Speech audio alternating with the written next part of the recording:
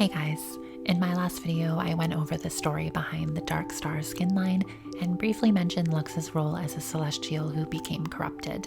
We've learned a little more since then with the beginning of the Light's End event, so I'm here to talk about it. If we've never met before, I'm Rachel. I make lore videos on this channel primarily covering the League of Legends universe and its characters. I also stream on Twitch on Tuesday, Thursday, and Sunday. If you want to chat with me personally and meet other lore hunters, come hang out. It's a good time. But for now, let's get into the video. So I logged into the League client yesterday, and they've updated it with the new Light's End event, which is super pretty.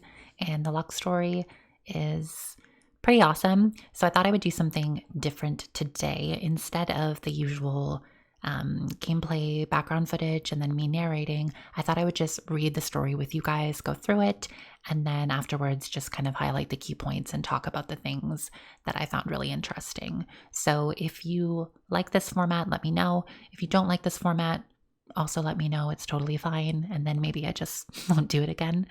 And actually, before I go into the story, I just wanted to take a second and thank the people that have been watching my videos so far. I have honestly had this channel for barely any time at all. I've only published a couple of videos, and I decided to make this channel because I'm a writer myself, and I just love stories, and I love the stories behind games. And with only 2 videos published, seeing people already kind of interact with the content and either comment or say that they enjoy it, I really love that. It's pretty awesome and gets me even more excited about making more content and obsessing over League lore. So thank you again, and let's get into the story here. So the new Lux story is titled Ambition's Embrace, and this is an informal read through, which means no editing, and it also means no laughing at me if I stumble or mix up my words, okay? Thank you. Okay, so let's start this off. Bound by darkness. Cruel smile, stretching wide. Sharp teeth, spanning systems. Oblivion given form, coalesced as the dark harbinger of annihilation. Thresh. Immense in power. His own gravity draws me closer, chains of dark matter enveloping me, cradling me in stillness. Ambition's embrace. Yet behind him an even greater force looms. Its ceaseless pull tugs at every particle in my being. I resist, struggling against its call, straining against Thresh's grasp, calling upon the light. Yet every surge of radiance that wells up within me disappears into the endless maw of darkness, diverted into its ever-hungering grasp. The Dark Star. Thresh laughs, a vibration that sends pulsating waves of energy radiating into the cosmos. Struggle all you want, little light, he coos. But you belong to the Dark Star. A wave of dread ripples through me. Give in. With a heave, he wrenches me toward the emptiness, the vast and eternal silence. I strain against his bindings, but I feel my power wane as I drift closer to the point of no return, the event horizon beyond which the star's dark pull would prove inescapable. Thresh's voice grates. Do not fear the end, Lux. Embrace it. Embrace me. The cosmic court will stop you, I say. My voice warps and slurs under the immense gravity of the Dark Star, a reverberating mockery of my intended strength, revealing the hollowness of my threat. I was the one sent to stop him, and I am about to fail. Enter the horizon, Lux. He pulls. I fall, ensnared by the inescapable toe of the Dark Star. They came, one by one, shining beacons formed of constellations, each burning with the endless starfire, the potential of creation aflame within their beings. Yi arrived first, an elegant flash of his celestial blade cutting a path through the inky space. Cassidon and Zinzao followed not long after. Zaya danced in, trailed by Rakan, and Lulu meandered in at the end as she always does, following some whim and whimsy only she understood. Last, as though summoned only by our collective light, Queen Ash arced into our midst, blazing across space-time like an incandescent arrow. The others bowed their heads in deference as I took stock of all who had come. The cosmic court, assembled together after countless eons, all in answer to my beacon. Xin spoke first. Long has it been since last we all were met. I smiled. Though at times a bit formal, Xin focus and dedication in his protection of the nebulas that cradle the birth of new stars always filled me with deep admiration and appreciation. Too long, Cassidy replied. Yet some still are missing, Yi rumbled. Zaya scoffed and rolled her eyes. Some are not to be expected, they never show. Yet others' absences are more troubling, Ash thundered, and all heads turned toward her. Xin frowned. You speak of Jin. And Mordekaiser, Rakan chimed in. That grumpy old soul, where'd he get off to? We're all old souls, even if some don't act it, he replied. Jin's light, gone, Lulu's voice rang out, clarion and pure, drawing our attention. Some murmurs of surprise rippled out, along with a few incredulous grumbles, yet I knew we all felt the truth of her words. Whenever a cosmic being ceases existence, the loss echoes through each of the remaining, and we had all felt his light blink into darkness. Since then, I had witnessed first the twisted, broken systems left in his wake. Whatever dark, monstrous thing he had become reveled in destruction, macabre and grotesque. Stars inverted into black holes, shattered planets left careening around wild, unhinged orbits, devastated, splintered.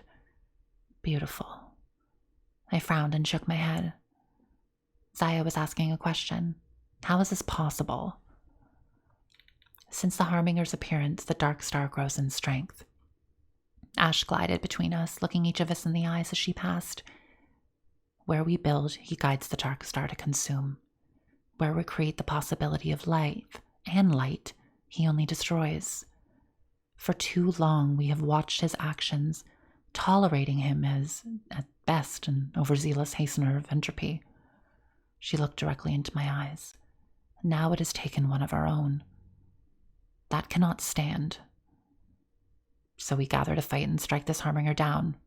Xin waved his spear. A trail of glittering nebula bloomed in its wake. No. Ash continued to hold my gaze. The dark star grows stronger when it devours sources of light. All of us approaching at once could be exactly what Thresh wants. What we want. I squeezed my eyes shut. When I opened them, Ash had once again resumed her gliding pace between all the others. Each of us will hunt down the known corruptants, she said. Only one of us shall go to bind the star and Thresh. Halt them in their marauding path. The others turned their gazes on me. I breathed deep to steady my nerves. My queen, why not? I will lead the hunt of the other corruptants with my celestial bow. Ash caught off my question. Lux's mastery of starlight and binding constellations means she alone has the ability to stop this threat in its tracks. Her expression softened. Though each of our tasks are perilous, yours is perhaps the most difficult of all, Lux. But there is no one else I trust more to hold fast to our cosmic duty. I strode up to stand next to my queen and spoke with more conviction than I felt. I know where the dark star is, or at least where it was. When Jin disappeared, I felt it most strongly. The others nodded, accepting the half-truth. You feel us. You see yourself. I clenched my teeth, pushing the voice out of my mind. My gaze swept over my cosmic brethren, each forged from pure light, birthed from the primordial to shine eternal. I have crafted entire galaxies with them, willed wonders of the universe into existence by their side. Over the eons, we've danced together, then split apart, painting the inky fabric of space with delicate complexities. Yet I cannot deny the truth. I have always heard the call of darkness. Some days I could almost pretend it wasn't there, but it was always a part of me. The sliver that resonated with the pulsations of the dark star, that spun in a tangled waltz with that cursed, unspeakable void, whispering ceaseless torment into my mind. Ceaseless truth. My brethren of the court do not know. I did not know why I was born with this seed of darkness, this inversion of all we stand for. But Ash was right. I was duty incarnate, the The power of light fortified me against the betrayal of my heart. And when I best thresh and seal the dark star into a fixed point in space, away from the brilliance of the creation we have worked so hard to build, perhaps at last I will also quiet the tireless voice and be free of this cursed part of me. I must be enough. But I was not enough. You are more than enough. I have failed. Embrace the darkness. I plummet to my end. You are more than light. You have always been more. No, I must stay true. It cannot end like this. Duty binds you when you could be more. I tumble toward the unending emptiness, accelerating in its inescapable gravity. I feel myself tearing apart, immense pressure and force pulling and compressing and splintering my very essence. I reach into my heart, calling to the last vestiges of light, grasping at my waning strength. A glint of bright, a final spark, but right beside, a mote of darkness, dancing in tandem with the spark, calling my name. Lux Unbound. Let ambition reign. My form flickers, tattered starlight fraying in the gravity well. A final choice. One last chance. Cosmic light or eternal dark. So I love that story from beginning to end. I love how in the beginning you see how looming of a force the dark star is, how intimidating. And Lux went in with confidence, but she also went in with fear. And I think that is part of the problem. Lux didn't tell her cosmic brethren about what she was feeling within and feeling that darkness that she had. So she went in with that confidence and she wanted to prove to Ash that she could do this. But there was also fear there because she doesn't understand why she hears this darkness. She doesn't get it. She knows it's there, and she thought that maybe if she could destroy Thresh and the Dark Star, then that voice would just go away. But she's always been pulled to it, and she just doesn't know why. And then we get to this background piece here, which leads up to this as to why Lux was even here in the first place. And we see the cosmic court, which I love. And there's the different characters like Yi saying that, oh, we're all old, even though we don't act like it, kind of making fun of Rakan because Rakan is kind of silly. And this part here I actually really loved is when Xin Zhao spoke and he was really formal, but Lux just smiled because she said that his focus and dedication just, makes her appreciate him. I thought that was really sweet. And then the part where Lulu talks about Jin's light gone, that was very interesting to me. And it's kind of painful, but I love this part where it says, whenever a cosmic being ceases existence, the loss echoes through each of the remaining. And we had all felt his light blink into darkness. So everybody, they're joined together, and every celestial, every being of light, they feel it when someone's light just disappears. And it's kind of like, that must be kind of similar to grief in a way. So I really liked that they put that part in there. And I love how haunting the Dark Star is too. So Lux, you kind of see the internal struggle here because Lux is talking about how Jin faded and there's all these terrible things, these dark, monstrous things. But then there's another voice in her head that just says, beautiful. And she frowns and she shakes her head because she's trying to fight that voice off. And I kind of like that kind of dual self. She has her darkness and she has her light. And you have to wonder, sometimes you kind of have to wonder, is it the Dark Star speaking? Is it speaking through her? Or is there actually a part of her that really is darkness? It kind of goes back to that thing, like you can't have dark without light. And Lux is like light incarnate. So maybe there always is just a dark part of her. And maybe this is a part of her. Maybe it isn't some enemy speaking. It's kind of interesting to interpret it the way that, no, this is Lux speaking too. It's just a different side of her. And then we go down to the end. And this is the part that I like too, because it ends kind of, you don't see Lux give in. Like she's being pulled towards the Dark Star and it's incredibly powerful and she's struggling, but you don't actually see her give in. The very last couple of lines is a final choice, one last chance, cosmic light or eternal dark. And that's kind of how Riot has set up the event as well. Like you get to choose to be Cosmic Lux, or you can choose to play the game as Dark Cosmic Lux, and you can kind of, it's your choice. So you can interpret it that Lux gives into the darkness and she chooses eternal dark, or you can choose to interpret it that this glint of bright, a final spark, and she uses that one last chance of cosmic light to blast Thresh and the Dark Star. Because if anybody can do it, who better than Lux, who is just total light?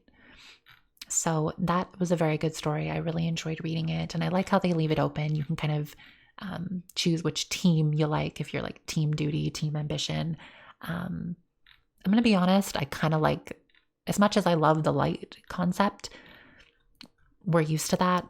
I'm kind of digging Team Ambition. I'm kind of digging Lux being a little dark. And in that video that they released, her laugh, like her dark laugh, is so haunting. Like I loved it. So let me know how you feel about this story.